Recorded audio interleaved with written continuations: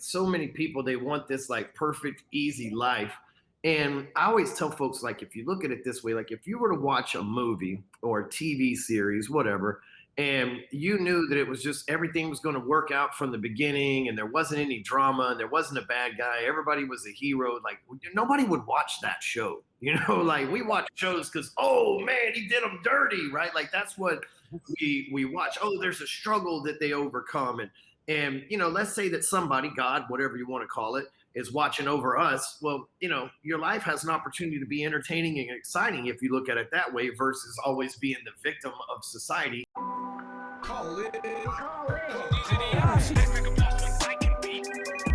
These are the options. Used to be employee, now these are the options. I gotta make it to make it. I gotta make it to make it. Welcome back to another episode of the Colin with Colin show. I am your co-host, Digital Jeff, and this is the show where you can call in and ask Colin Wayne anything you want. Today's episode is going to be special. We got a storyteller of storytellers, man. You guys know I love storytelling, and this guy is somebody I f***ing love. We got Ryan Stewman coming on the call right now. He goes by the Hardcore Closer, and he's one of my favorite people on social media. This guy can sell anything to anybody. He can sell ice in the winter, fire in hell. He's so good he can sell water to a well. And he also has one of the top podcasts in the world. Ladies and gentlemen, welcome Ryan Stewman to the show. Hey, what's up, fellas? Appreciate you taking my call. My name is Ryan Stewman. I'm from Dallas, Texas.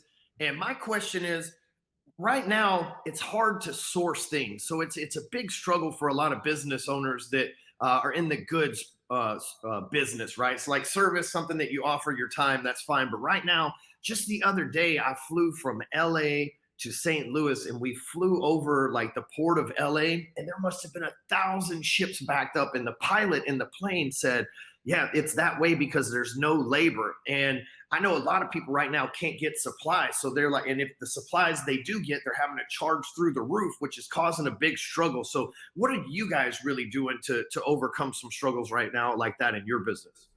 Yeah, Ryan, that's a great question because like right now it is a challenge within every vertical, from getting freaking chocolate milk to lumber to steel. Everything is it's challenging to find. In addition to just the inflation side of it, which is that supply and demand aspect, the labor market makes it 10 times more challenging. So when you're looking at the government, which months ago was offering incentives basically to be unemployed, it's caused a ripple. And it's just like within sales, if you stop, what happens today is going to impact tomorrow. You may not see it for a week, a month, but those leads are going to go cold. If you stop Facebook ads for 30 days, imagine starting back 30 days later. You've got no top of funnel traffic. The remarketing retention side isn't there. But same thing with like this domestic supply chain issues.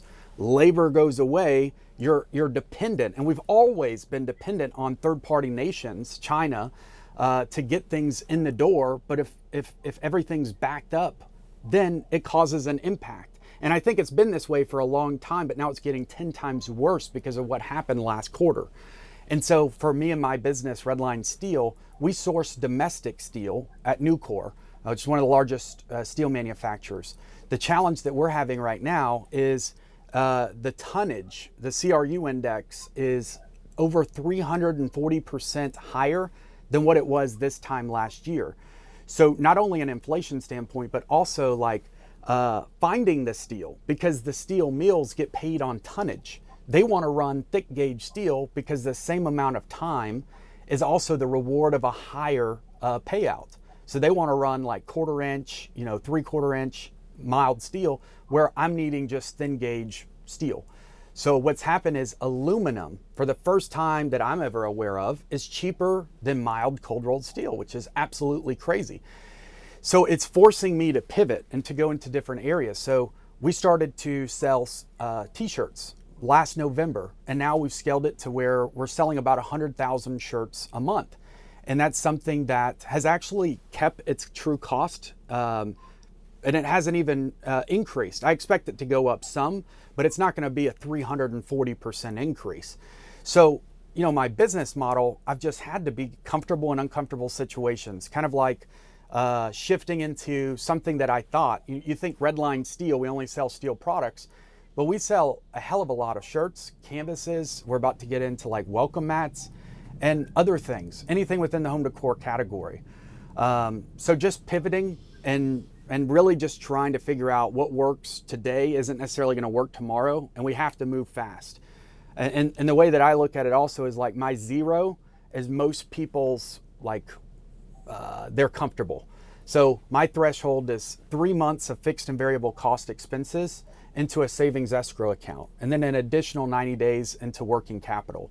All major buying decisions are predicated beyond that.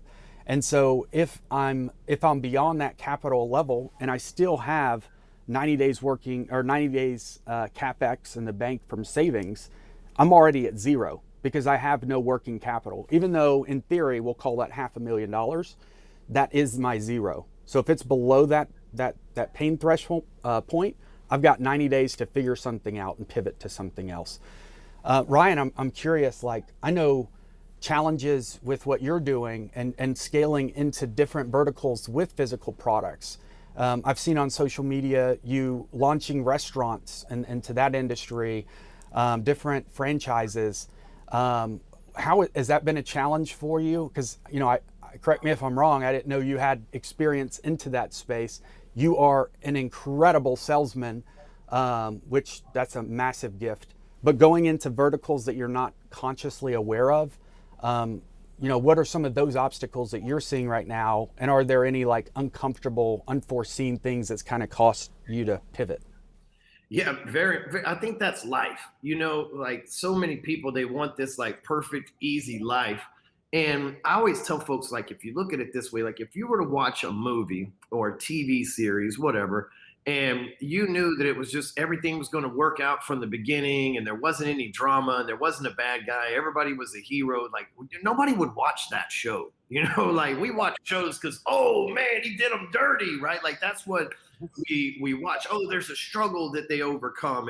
And you know, let's say that somebody, God, whatever you want to call it, is watching over us. Well, you know, your life has an opportunity to be entertaining and exciting if you look at it that way versus always being the victim of society if you look at it that way, right? And so for me, I'm much like you, Colin. I believe in having 6 months worth of capital reserves for personal, you know, in my personal savings, and then obviously for each one of my businesses. And then outside of that, cash does me no good.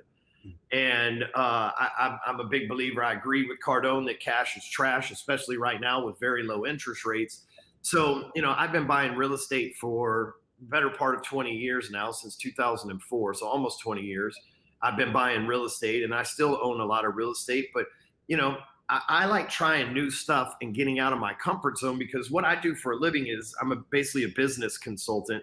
And so the more businesses that I can personally own that are successful and can learn from, the better that I can actually provide value to my clients, right? So a few years ago, I got into the software business in 2015. I still to this day know nothing about software. I just saw a big issue in the marketplace and wanted to fix it. I noticed that all the other landing page softwares were great and they were very functional and awesome, but the average person wasn't going to learn how to do that stuff. It was for like internet marketers. Well, my clients are business owners. They're people that are plumbers, electricians, they're roofers, they're insurance salespeople, they're broker owners of real estate corporations, they're presidents of banks, they're entrepreneurs. They're those kind of people. So they're not necessarily the most tech savvy people. So I wanted to build a simple platform, but I had no idea how to do it. But the ultimate equalizer in this country is money. I had money. And so I went and found somebody who could take my money and turn my idea into a reality. Here's what most people do, by the way. They show up with an idea and no money, and they want you to throw money at it and make their idea a reality. That's not how it works, ladies and gentlemen. How it works is you show up with an idea and money and then pay somebody to make that idea a reality. I did that, and that company's done $3 million in revenue in the last 4 years. So it's nothing huge, and I'm still learning it. But I've learned how to effectively partner with people that do understand software and how to hire folks. I have a COO over there, and then I have a CTO in that company. And I still today have no idea how that stuff works. I just get paid from it every single month because we built a business around somebody else's expertise and my idea. Can I add something real quick, Ryan, to you? And I hate to cut you off, but this is important, guys, because exactly what Ryan was talking about. It is so damn true. When you think about what's out there on the markets, like different funnel builders, these are complicated shit that most people wouldn't understand or comprehend.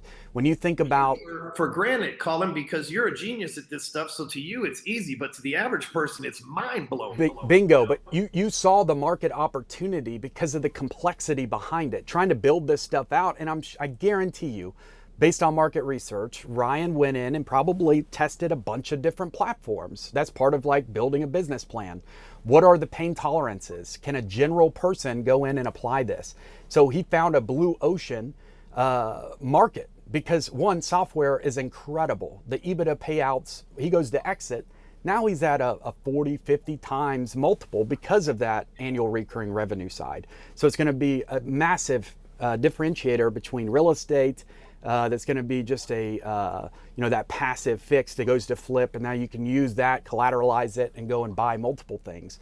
But the software side, what I do want to bring up is he saw an opportunity that he could come in and disrupt it based on the end consumer, thinking about them in mind. What can I do as an avatar? Who am I targeting? Let's simplify it.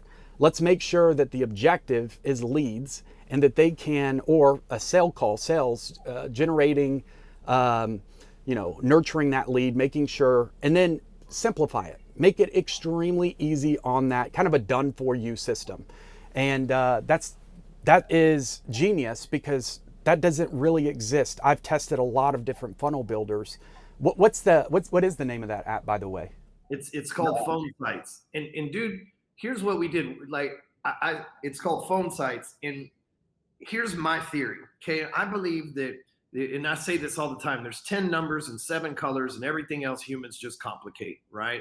And what I watch these software companies, because I've been in this for a long time like you, since 2010. And I watched companies, and I'm not going to say names, but companies show up and have a great program, but then never say no to their users. Their users like, you should add this feature. Oh, yeah, you should add this feature.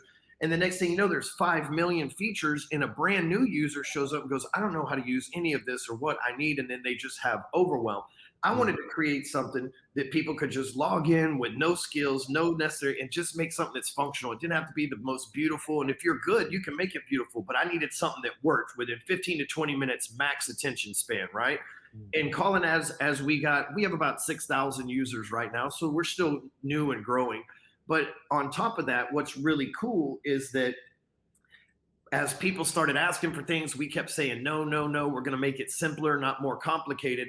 But one of the things people kept asking us was like, man, I'm not very good at writing. I'm not very good at writing ads, and I'm not very good at putting the copy on these funnels. So we went out, and again, because you got money in America, I went out and bought an artificial intelligence software. We looked at like 20 different softwares. We bought the most one, invested heavily in it. And now our people can put a few keywords in there, and it will write the sales copy for them or the email or whatever they need. And then they can just copy and paste that and put it on. So, and that just makes that process simpler. And so our theory is if it makes it simpler, we will put it on there. If it complicates things, we don't want nothing to do with it, Amen. Less is more. Which I'll probably never have the internet marketing crowd. And that's totally fine because they need the fancy, complicated stuff. But there's a lot of simple people out there like me that just want to get something that's functional.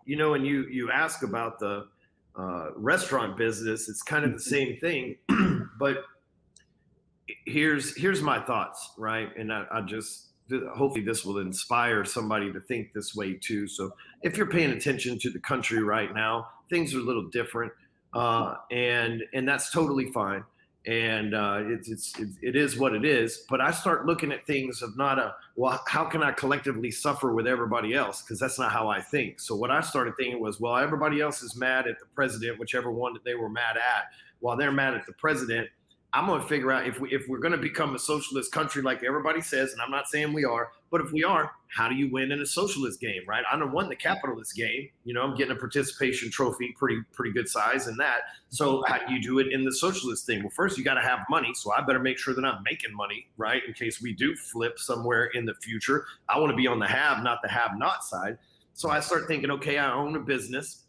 I own real estate. If you look at China, the people that are wealthy and the people that are royalty, same in Europe, they are landowners, people that own land. They're people that own businesses. So I thought, okay, I got software, I've got real estate. And I thought, what else if like the end of the world happens? What's an important thing to have a tap into? Well, you need food and water.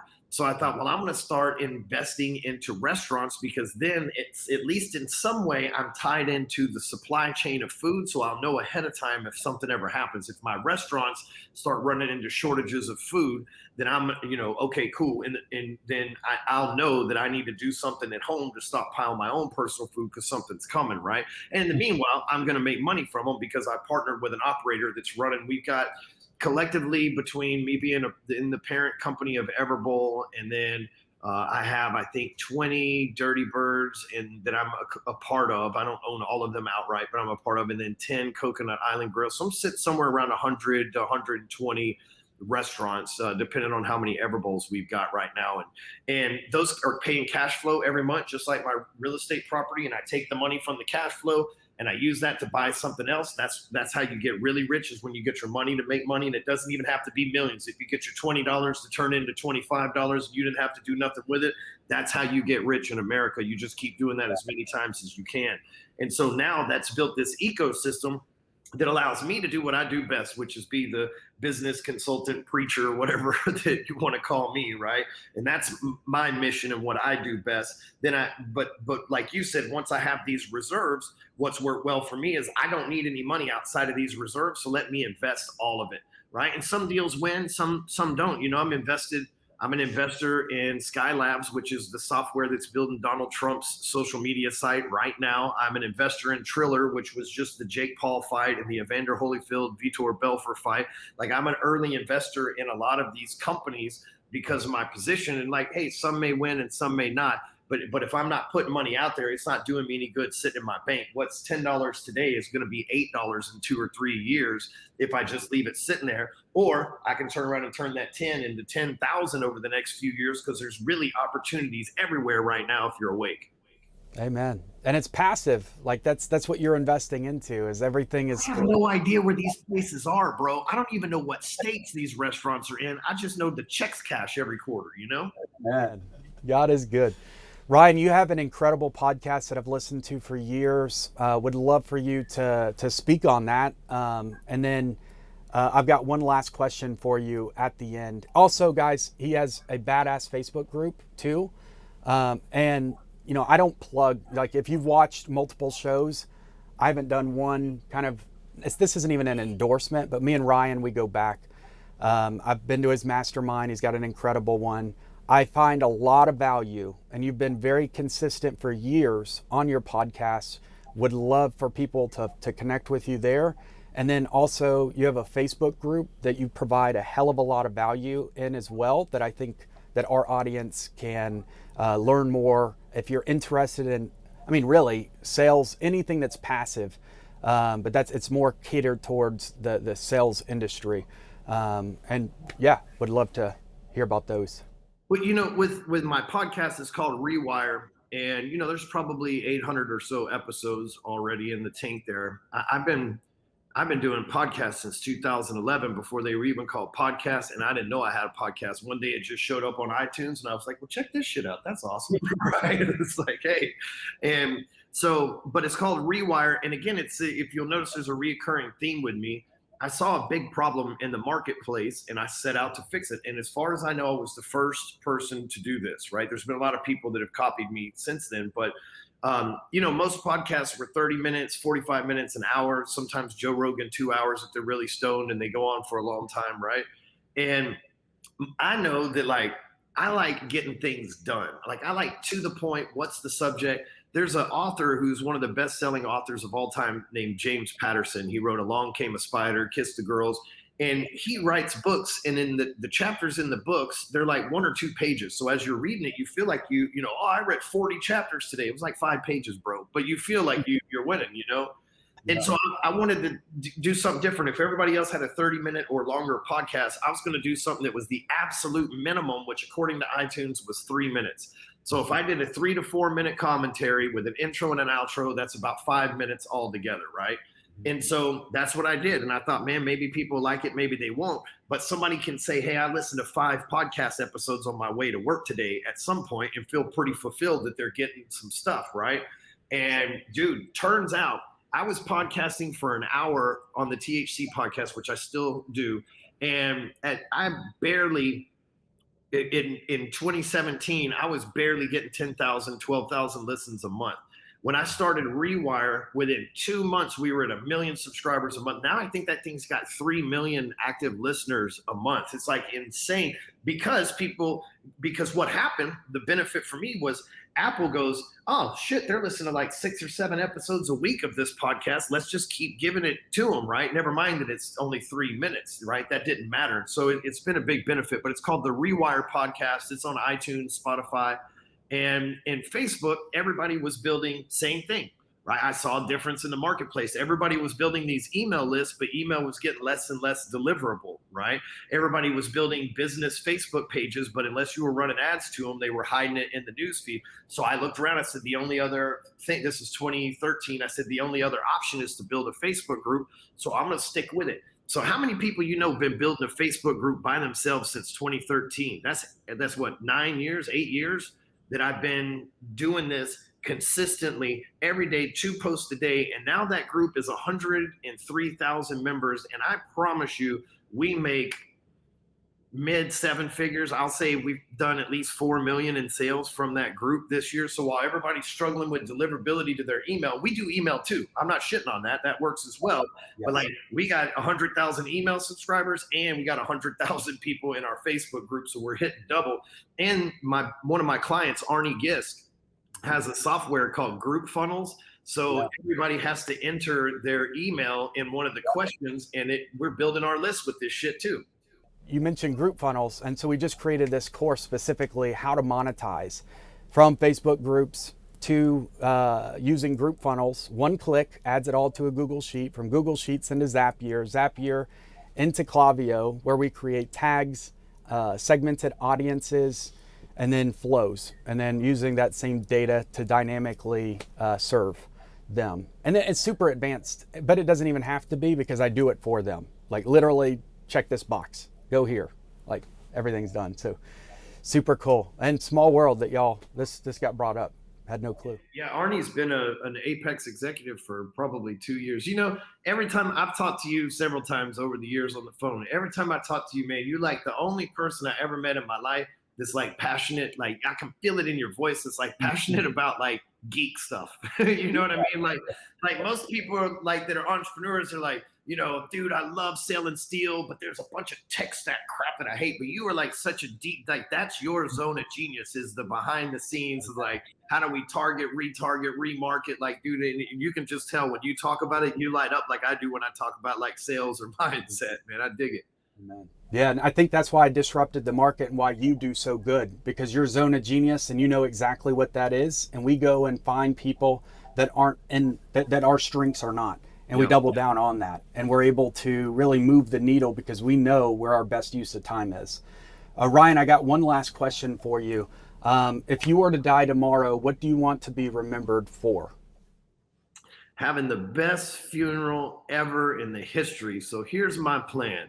When I die, like we're not gonna we always wear black anyway, but like we're not gonna dress up fancy. I'm not gonna inconvenience anybody like that. And we're just gonna open the mic and we're just gonna have people up there telling stories with Stewman. I've done so much crazy shit in my life. It's hilarious, funny, mind blowing. You'd never freaking expect it that there's gonna be people up there just telling stories. There will be shit that entertains people forever. And when I leave, people be like, now that's a legacy. That's how you leave a legacy. Everybody hated to see you leave, but they had a hell of a good time talking about you one more time on the way out, man.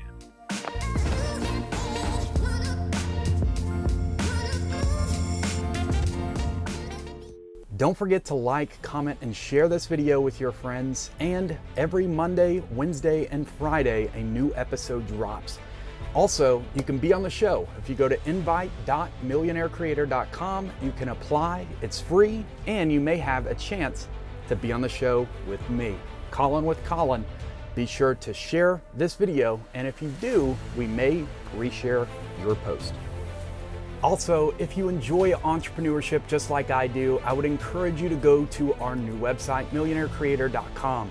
We have some incredible products from steel merchandise, canvas, apparel, and education, courses, ebooks, and physical books. So guys, millionairecreator.com, check it out for yourself. I know you'll love it, especially for all of those entrepreneurs out there.